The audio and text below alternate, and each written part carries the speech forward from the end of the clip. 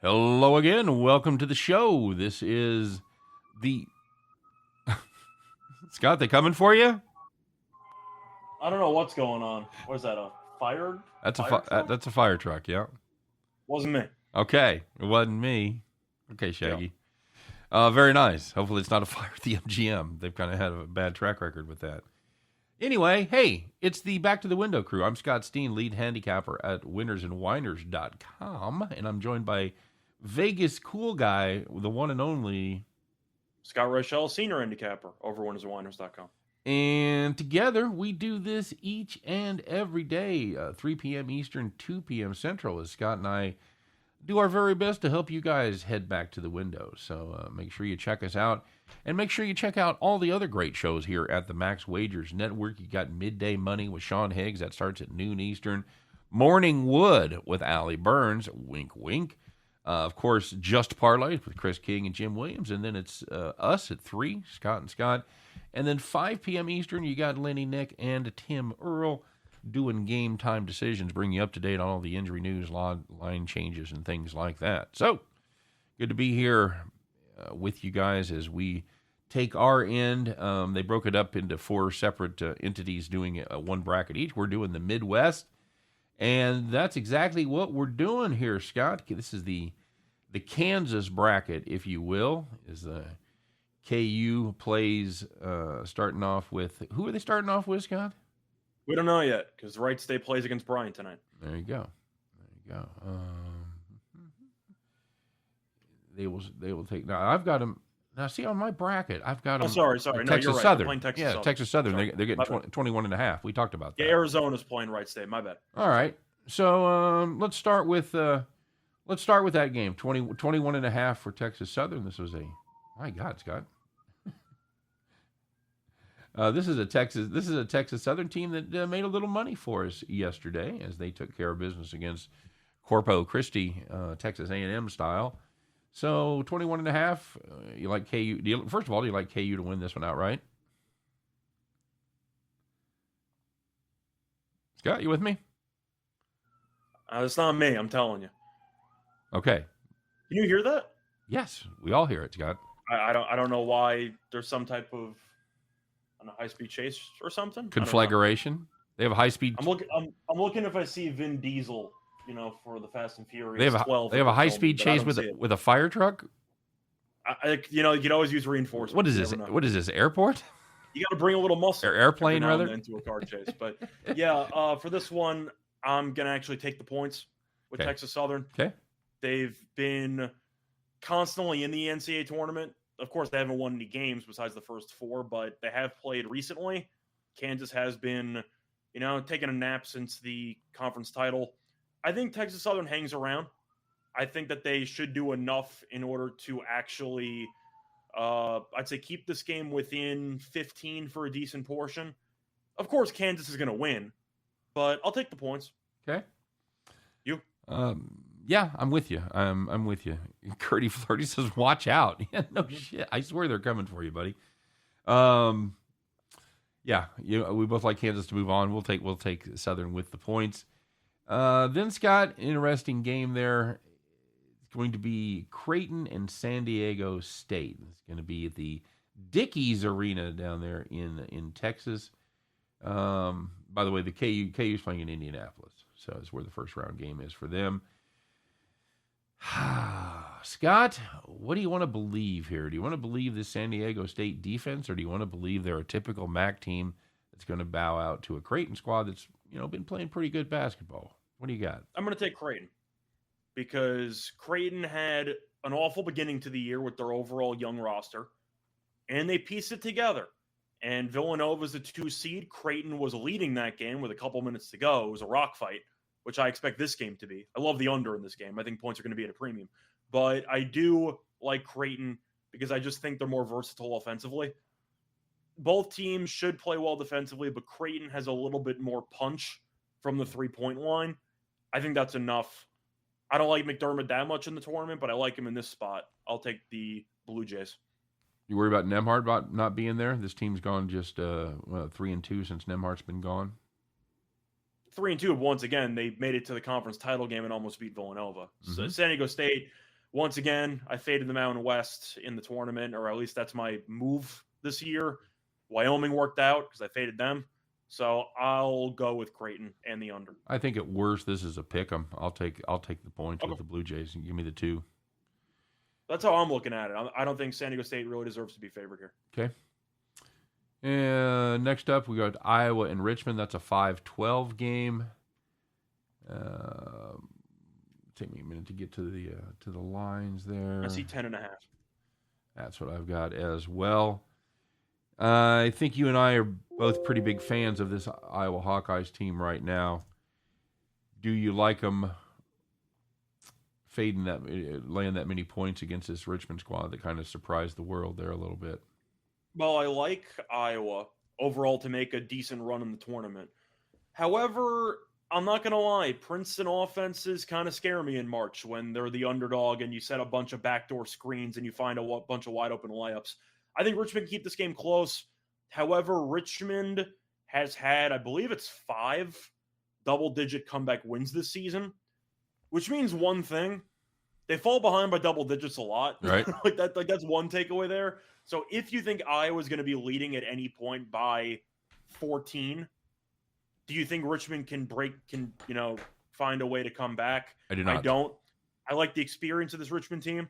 I like the overall, I'd say, selflessness of the roster because they share the ball pretty well. But Iowa's going to push the pace. They got the talent. I still think that Keegan is the most underrated player in the country. I mean, Murray's a hell of a player. I'm going to go with Iowa. I think that team's really good. Okay. I'm with you. I think they're on different planets. By the way, Curdy Flaherty's going to be in Buffalo for all 4 sessions. That's excellent. You ever done the NCAA thing? I have not. I was actually looking into doing it one year, and then I think I had a family wedding or something that I couldn't actually attend. Bummer. That's going to be it's a lot of fun. I highly recommend it. I don't know about the Final Four. I don't necessarily want to go to a stadium and sit up in the upper deck to see a basketball game. I don't want to sit in a 70,000 seat stadium, but the arena stuff is cool. That's excellent, Curdy. Have a blast, man. Have an absolute blast, and maybe drink a beer for me. All right, Scott. Next up, we've got the game that a lot of people are talking about. This is one of those games where maybe some misseeding. Would you go that far, Scott? As the 13? I'm assuming this will be the most. Well, I mean, Virginia Tech and Loyola, I guess. We'll get to Loyola in a second, but I think this would be the most common 13-4 upset in pretty much everybody's bracket. Do you agree? Well, certainly the shortest spread is the, and of course we're talking about the Providence Friars and regular season champion of the Big East, by the way, going up against the regular season champion of the Summit League, the South Dakota State Jackrabbits. Well, and the conference tournament. Correct. They've won $1 million in a row. I think they were 16-1 or 17-1 in conference play. They've won $1.2 million in a row. They're very good. They're a fun team to watch. They don't go particularly fast, but they shoot a ton of threes, and they do run transition.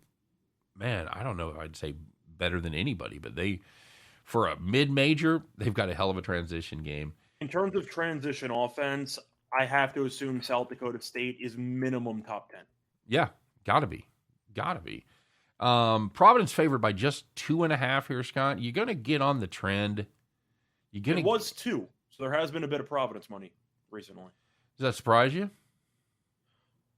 That money's coming in on the 4 seed against the 13 seed with such a low spread? No, it doesn't exactly surprise me. But Providence is, again, the team that Ken Palm despises, that I like because I think that they play hard and I like Ed Cooley as a coach. It's not a great matchup for them. It's really not, because Providence loves to slow the pace down. South Dakota State loves to go up tempo. And you look at the actual transition numbers, South Dakota State transition offense, 99th percentile. Providence's transition defense, 11th percentile. So if South Dakota State can push the pace and run, Providence is going to have real problems. And I do think this game will be very close. I think that Providence will have its moments, but Providence offensively gets a little bit stagnant, a little bit too much. And I think that South Dakota State will make enough shots to get the job done. It's not going to be easy. I'm not picking South Dakota State to win in a rout, but I do think the Jackrabbits will do enough to pull a 1 point or 2 point upset. Okay. I'm assuming you like Providence. I do. I think they have the better athletes. This is a Jackrabbits team. It's a nice story. They're a great team in that conference. I just think they're out of their depth. I'm going to get a nice number there. So, and the truth is, it's also a matter of you don't want to be that guy that has like no upsets at all with these mid-major schools. You know they're going to happen somewhere. Right. This is a pretty safe starting spot to pick a mid-major to beat a Power 5 team. Yep, agreed.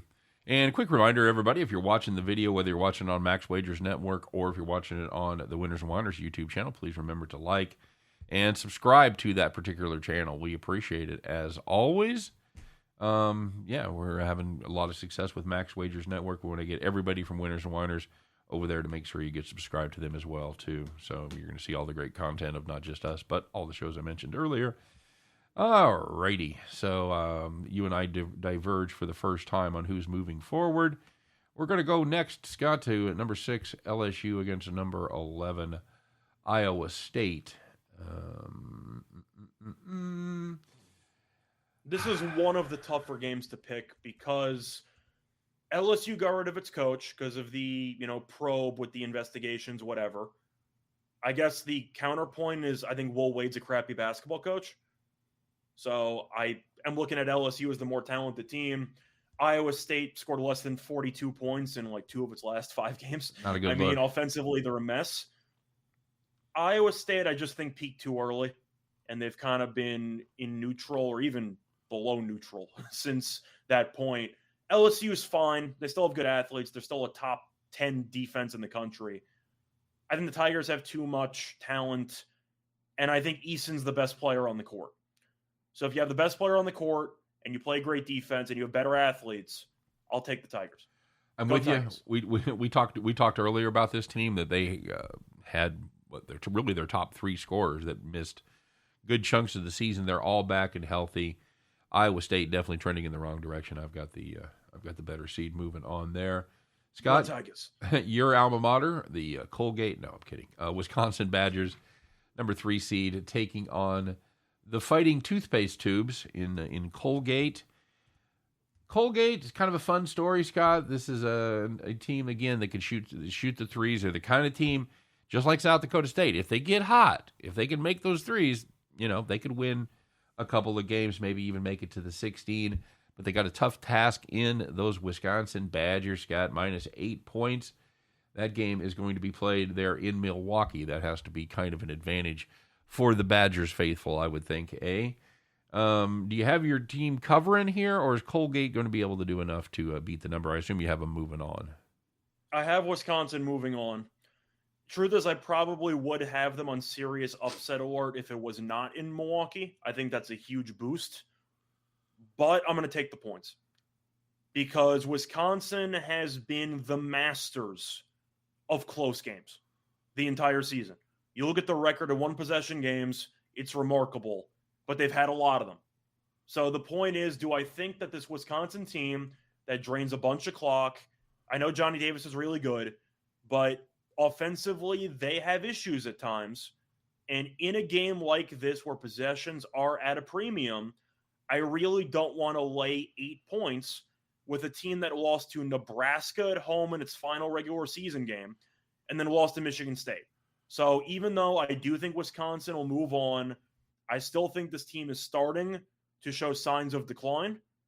I'm going to take the points because Wisconsin has been involved in so many close games.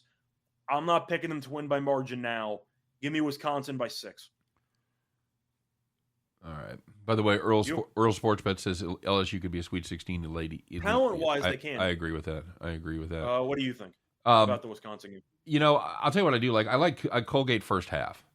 Okay. I would play Colgate first half plus 4.5 or 5, whatever you can catch it at. I think Wisconsin ends up wearing them down in the end. I think they pull away. But again, how many points do you think Wisconsin needs to score in order to actually cover this number? In order to cover 8, I think Wisconsin is going to have to score at least 75, maybe 70. Okay, I think that's a little bit too much. I was going to put the number at like 70. Okay. Maybe. Okay. Yeah. So you think they can hold this Colgate team to 62 points? No, my point was that I think that Colgate can hold Wisconsin to Oh, like 68. yeah. Okay. Yeah. That was my point. I don't think Wisconsin's getting to 70 because of the pace or the lack thereof. I think that's possible. Yeah. I think, again, anytime you've got a slow paced team and you've got a big number to cover, you have to take a long, hard look at that. That's something that you need to take advantage of when you can. So if I'm putting the magic number at 70 and I don't think Wisconsin gets there, then I think Colgate hangs around and covers. Yeah, very good. Curdy Fuller, yeah, Wisconsin home game. If I'm getting 10, yeah. Plus, people forget Colgate hung around a little bit with Arkansas last year. That's right. That's why I said the first half.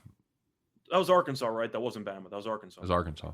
Yeah. Yeah, I'm saying that they lost in the end, but they hung around. I think they can do the same here. I think I had them there, and they let me down. So they got killed in the second half. They got absolutely demolished. But right. Miami at USC. Miami of Florida, by the way. Two teams that we really do not like. Nope. this season. They've not been good to us. By the way, this is in Greenville, South Carolina, my friend. Are you a believer in fading conferences? It depends on the situation. I mean, as a whole. Because general rule of thumb this year, the ACC has been pretty weak. It didn't work last year with the Pac-12, I'll tell you that much. Well, it did if you backed the Pac-12. Well, yeah, but fading a Pac-12 conference that last year wasn't good either. Yeah, my point was that, of course, you got to pick the right conferences, but you will notice that some conferences appear to get on a roll while others just get humiliated. That usually happens in every tournament. Right. You look up and there's randomly like 4 teams from one conference still in the Sweet 16. Kind of the same thing with bowl season. You'll see you'll see conference teams step up and one conference do particularly well. I think at the end of the day, I'm going to have to go with the more talented team. I've got USC here. I'll tell you what I do worry about. I think is the fact that Miami plays very well as an underdog. They're 9-2 against the number as a dog. Duke is the only ACC team to win in the first round, and they will be done before Sweet 16. Well, I personally am leaning North Carolina over Marquette just because I think the size, I think they're going to kill on the boards, but North Carolina is not very good. Duke's the one ACC team that should easily make it into the second round. I can't say the same about any other team. Yeah, I agree. I agree with that. It's a down year for the ACC, and I think it wasn't smoke and mirrors. I think that conference really does suck. Yeah. Mm-hmm. All right, I've got USC there. What about you? I got USC. It's all because of 5 minutes that I watched in the ACC tournament. I saw Miami struggle against Boston College's made-up 2-3 zone for the final 3 minutes of regulation and overtime. The fact that Boston College basically made up a zone defense and Miami looked like a deer in the headlights. Now they face off against a USC team that actually plays zone, like somewhat. I do think that Miami's going to struggle against it. I'm going to take USC. Okay, I'm the same way. Final first round game in that regional is going to be Auburn minus 15.5. Over the luckiest team in the field, Scott, Jacksonville State, a team that lost their conference tournament in the semifinals. But what? Why are they in the tournament, Scott? Because Bellarmine was ineligible and because the conference hates Jacksonville. Jacksonville couldn't hold a lead. That's exactly right. So Jacksonville State goes. They're catching 15 in a hook from Los Tigres. Scott, they don't belong here. Auburn, argue if you want that they're not as good as they were earlier in the season when they were ranked number 1. You can argue they peaked in January. I don't care. I've got them to cover the number here against Jacksonville State. Go home. This one actually gives me pause because I really hate what I've seen from Auburn for the last month and a half. I know. What division? I think I'm going to take points. Remind me what conference they've been playing in? Oh, the A-Sun? No, I meant Auburn. Oh, Auburn. Oh, they're in the SEC.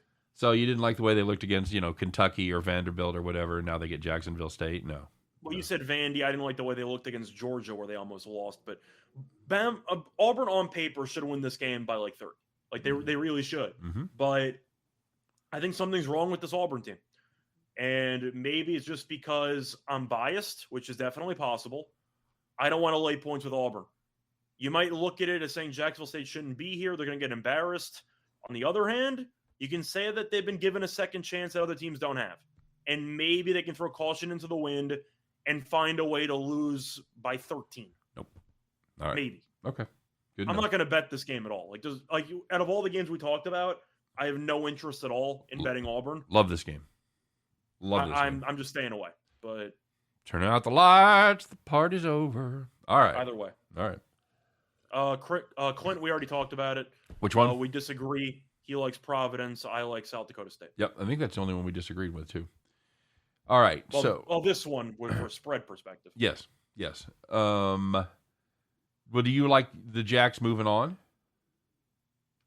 I do. I think they pull the upset. Okay. So, I mean, they're threading the needle there. Yeah, I like them with 2.5. I don't think they win the game. If we were talking ATS, then we disagree on 2. But if we're talking about actual moving on money lines, then we disagree on 1. Yep. Here's one we don't disagree on. Second round match going to be between KU and Creighton. I'm not even going to project lines here because it's going to depend on their performances, and you never know about injuries. I'll guess 8. We're not going to project lines. 8. Yeah, just 8, like 7 or 8, whatever. I'll take Kansas. We'll do money lines from this point forward though, because I'm sure a lot of you want to talk about futures. Right. I got Kansas. Yeah. No offense to Creighton, good for them for making this run with the young roster they have. They might be really good next year or a couple of years down the road, but I think they're too inexperienced. Kansas has too much on the interior. I got Kansas. All right, and then the next round is Iowa. I've got Iowa Providence. You've got Iowa and South Dakota State. I'm assuming whoever you have there, their journey stops. I do. I got Iowa, which is why I also feel like for a bracket you can gamble on South Dakota State because I got Iowa winning anyway. Right. South Dakota State, Iowa, whatever the total is, I'll take the over. Over. But I do think South Dakota State would hang around for a half, and then Iowa would just take over. So I got Iowa either way. Yeah, that's I agree. That'd be fun. That's gonna be a fun game. And believe me, dude, I'm rooting for the Jacks. I just got a bad feeling against the Big East team and the Horizon team. I don't think anyone on South Dakota State can guard Murray. No, that's they don't play particularly good defense. That's their downfall. LSU and Wisconsin. Who you got there? Still in Milwaukee. Yep. I'm taking LSU. I am too. I think that they are the significantly more talented team. All right. USC and Auburn. I think USC's live here because they run the unique defenses and they could switch it up. And Auburn might struggle against the zone, but I'm taking Auburn. Okay. I think they're too talented. And USC might have one good player in the other Mobley brother. Right. Jabari Smith and Kessler are nuts. They'll do whatever they want. And Kessler might have like 7 blocks. I'll take Auburn. Yep, I'm with you. So far, the side of our bracket is exactly the same. All right, now let's get down to the nitty as well as the gritty, Scott. Kansas and Iowa, the 1 versus the 5. Welcome, Anthony. Glad you made it, buddy. I am really, really tempted to pick Iowa. But the more I think about it, the more I'm not going to do it. Because I don't think Iowa's defense is good enough. I really like this Iowa team. They score a bunch of points. They're a lot of fun. But defensively, they've been known to have some mental lapses. We saw it against Indiana. They came back and won, but they really did not look good defensively for the majority of that game. Kansas just has so many guys, and I don't know who's going to handle McCormick in the middle. I mean, of course, you got Agbaji's pretty good. They got a lot of quality players there. Remy Martin's been okay since he came back. I'm going to go with Kansas.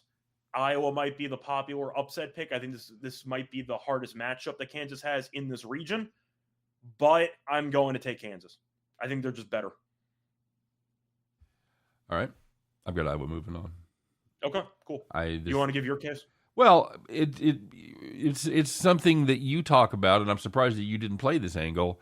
I would call Bill Self Mr. Mid-March, as he usually does pretty well in the first round or two.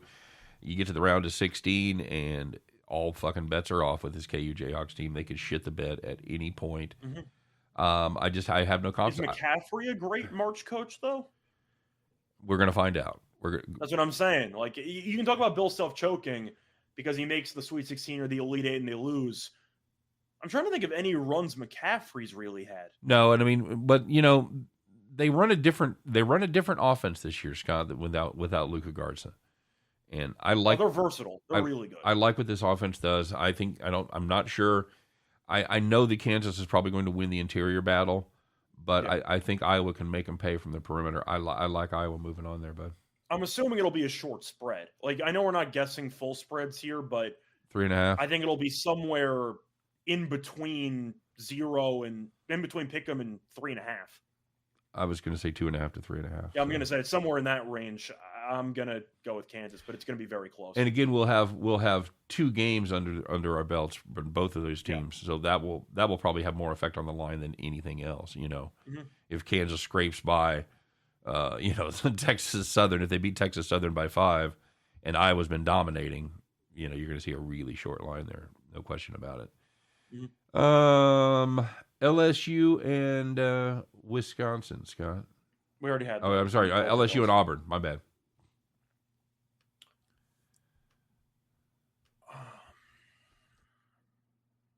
I think LSU is going to be a lot more alive in this game than people think. The thing is, I really don't like Auburn, but their section is so easy. It's so annoying, man. Like, if Auburn was playing anybody with a pulse, I would, or that wasn't a 6 seed that I think is going to make a run, but is LSU. But played one game this year. Auburn beat them by 15. But, I was going to say, but LSU was really banged up. Yeah, I think I'll go Auburn, but I think LSU is really live to win that game. I'll take Auburn by 2. Okay. So you've got LSU to cover. Most likely. I got LSU to cover. I got Auburn to win the game. All right, I've got LSU. I picked LSU there. I like it. I mean, I don't like Auburn at all, but I got to look at their path. They found themselves a pretty generous path for the most part. I think at this Auburn team, you look at them, they shit the bed about once out of every 3 games. Well, this will be this will be the 3rd game. So they'll be due. I'm expecting them to shit the bed in the first game and not cover, but still beat Jacksonville State and then potentially lose in the Elite Eight. But Auburn is a team that I'm going to make several brackets. I will have Auburn losing in the Sweet 16 in a couple of them. Right. Because this team with Bruce Pearl should be so much better than they actually are. And the lack of consistency is honestly just shameful. Okay. All right. So you have the bracket. You got LSU in your Elite Eight. What's that? You got LSU in your Elite Eight. I do. Okay. Okay. So you've stuck chalk. You've got 1 versus 2. I do. The LSU thing, I still have to kind of wait and see, which you can't do, of course, in a bracket, how they look with a brand new interim coach. Mm-hmm. And with that uncertainty, I got scared. Okay. Fair enough. And I picked Auburn. All right. So what's the line going to be if they both play good basketball, but nobody really stands out or looks terrible, limping their way in there? What's the line going to be? Who you got, KU or Auburn? So my hot take here, I think Auburn's favored. That is a hot take. I'm going to say Auburn -1. Okay. I think Auburn's favored because I think they're going to look at the actual roster, look at Jabari Smith, look at Kessler, look at everybody. And I do think that the argument will be Auburn has more upside. So I do think Auburn will be a very, very slight favorite. Could be pick'em, could be -1. I'm going Kansas. I am. Okay. Bill Self, I know, has been awful in years past, and I make memes about it all the time. But maybe it's just me. I've been generous towards him and Rick Barnes this year so far in the bracket that I have made. Time to exercise some demons. Get some sage ready. You're ready to go. I'm going to pick Kansas because I do think Auburn eventually is going to have a massive clunker. I think this is it.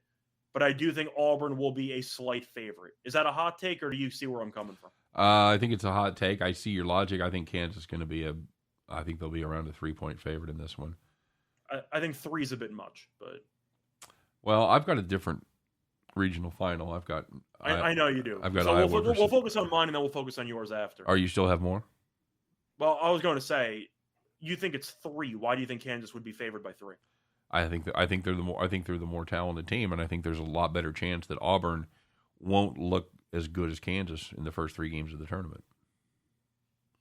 Okay. I think the Iowa and LSU games are going to be pretty telling for that spread, of course, Mm-hmm. assuming that actually happens. I'm just going by upside. I think worst case scenario, or the spread furthest away from my prediction, I think Kansas is favored by 2, like 2 tops. I think it's somewhere between there. I'm looking to see what.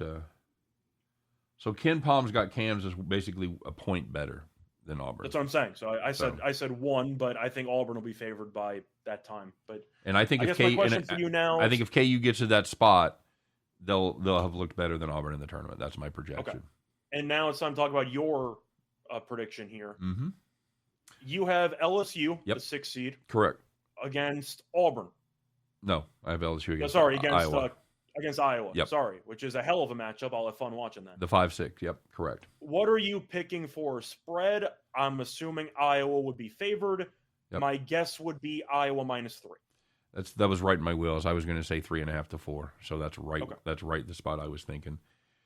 I've got Iowa moving on. I think it's a 1-possession game late, but I wouldn't be surprised to see scramble points, and see Iowa sneak and cover the number, win it by We're 5 on or the same 6. page there because I personally believe whoever wins that Kansas-Iowa matchup in the Absolutely. Sweet 16 Yep. is going to the Final Four. Yes.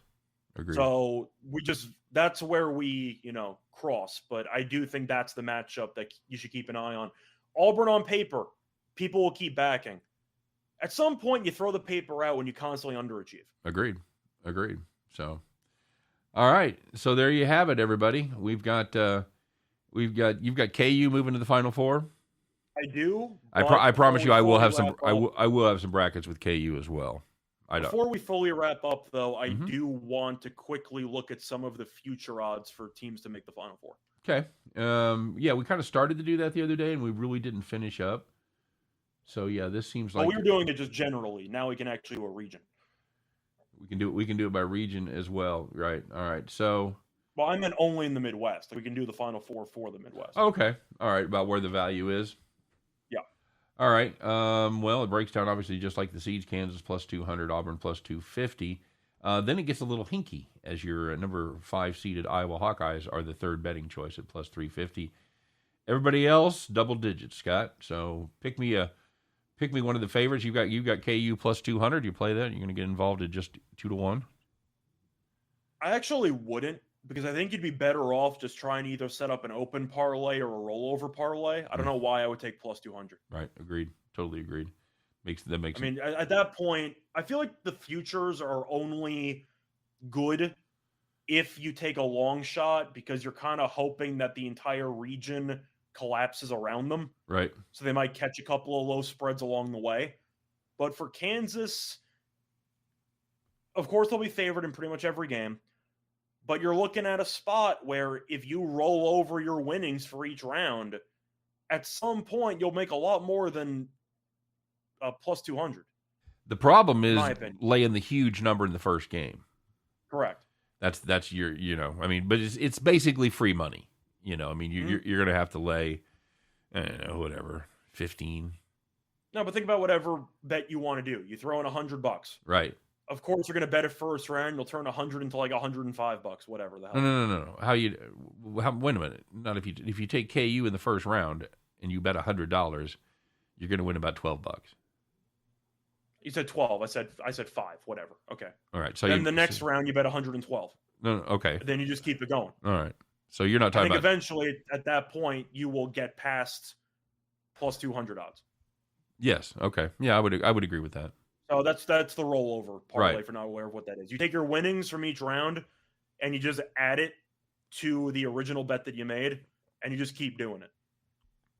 Yeah, absolutely. And if you can't, But if you want some long shots or some odds here, I'm not taking Kansas. I would go with Iowa because I do really like that team. They're my second choice. 350, right? I think if you want to go for a long shot, I don't mind your LSU call. because I do think that LSU has the potential.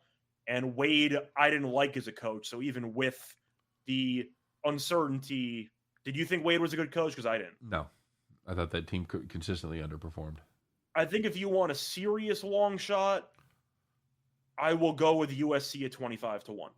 Because with their unique ability to switch defenses and with their ability to really outscore teams at times as well, they can win in a variety of ways. I don't mind 25-1 there if you think their zone defense gives teams some problems. The issue is the free throw shooting. That's the serious issue with the team. But if you want to go for a long shot, USC at 25-1, I don't hate. All right. I wouldn't hate getting involved with Providence or Creighton at big prices there, 28 for Providence and 33 for Creighton. Probably better numbers available than that. You know, Scott, at some point you got to just stop fighting at Providence. According to Ken Palm, was the luckiest team in the nation. Who says that lucky streak is over? You start your run on St. Patrick's Day, it could be kismet. So you can argue the luckiest team of all time is the Valvano NC State team, and they won the title.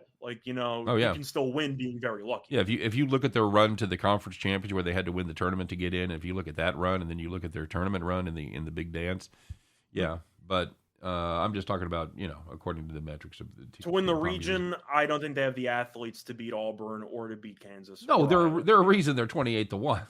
That's what I'm saying. And wait, who, Providence? I see 39-1. Okay, that's what I said. Shop your lines, and I've got Creighton at 33. What do you got? Creighton, I see 32. Okay. So the main disparity I see is Providence at 39. All right, good enough. I don't hate saying JC's asking why we like LSU so much. He likes them a lot more than I do. The main reason is because of just overall roster talent. Because you look at Eason, who should be a lottery pick. He's really good. You look at the rest of the team, they have a lot of talent, and LSU also excels in one particular area. They are number 4 in adjusted defensive efficiency, according to Ken Palm. So if you want a long shot, try to find a team that does something incredibly well, and LSU can defend with the best of them. So I do think that people will talk about the head coach, they'll talk about the distractions, but big if, they can piece it together for a week or two, the upside is definitely there. Yep, that's my main argument for LSU. You like them more than I do. I do. So. I think they're undervalued because of the fact that they've played some games without certain players. I think that creates value in the market. I think there's still a perception about this team that they're probably a little bit better than the betting public thinks, and defense translates well into tournament structures, generally speaking. So if you play good defense, you've always got a puncher's chance. So. That's why I like LSU. And I feel like that's just also a brief bracket tip, which is use Ken Palm if you're stuck on a matchup or two. But usually the Final Four teams, of course, you have a Cinderella every now and then who goes on a miracle run. But most of the time, you have a somewhat Cinderella who's like a mid-seed who is really good at either offense or defense, and they kind of just click at the right time. LSU seems like a team that has the pieces. They haven't fully clicked yet. And maybe, big maybe, the interim coach can find a way to connect the dots. What's the Ken Palm stat? Top 10 in offense and defense? Won the championship. Is that right? I forgot the exact number, but it's frequently. Of course, it doesn't apply for LSU because they are 89th in offensive efficiency. No. It's just we were just talking about tips. Yeah. That's just tips. It doesn't really apply that much this year, though, because you really don't have many teams that are top 10 in offense and defense. You have one. Gonzaga. You have one. That's it. That's it. You have Gonzaga. So if you want to follow the Ken Palm theory, pick Gonzaga. Yep. But I'm still looking at LSU as that one team that, even though the seeding suggests that they're not very good, Ken Palm really likes them, and you can do a lot worse at 14-1 with this LSU team based on the upside. Okay, very good. Detroit Lenny says 100% agree on the LSU take. Very good. Cool. And don't forget to check out Detroit Lenny here in, he's coming up with about 15 minutes. And for the record, by the way, USC is 46th in offense and 49th in defense, which isn't great for the trend stuff, but they're still top 50 in both. Yep. 25-1, you could do worse. Raymond O'Keefe said, I threw my life savings on the Irish. Heavens to Murgatroyd. Good luck, buddy. I think there are better games to throw your life savings on, but I'm rooting for you, O'Keefe. Are you guys just still generally backing first half unders? Yes. Especially when it involves mid-majors or low mid-major teams that are moving up to big arenas for the first time. A lot of the times, the first time these players have ever played in a big arena. So, yes, absolutely. The first thing that I have really learned is that I don't even know if it matters, because I also work for other companies, and they've been tracking first half unders for a couple of years at this point. With every single game, just blindly betting it, they've hit north of like 58%, like for the last 5 years. There you go. It's done really, really well. Yes, Brownsbacker, we did an early show.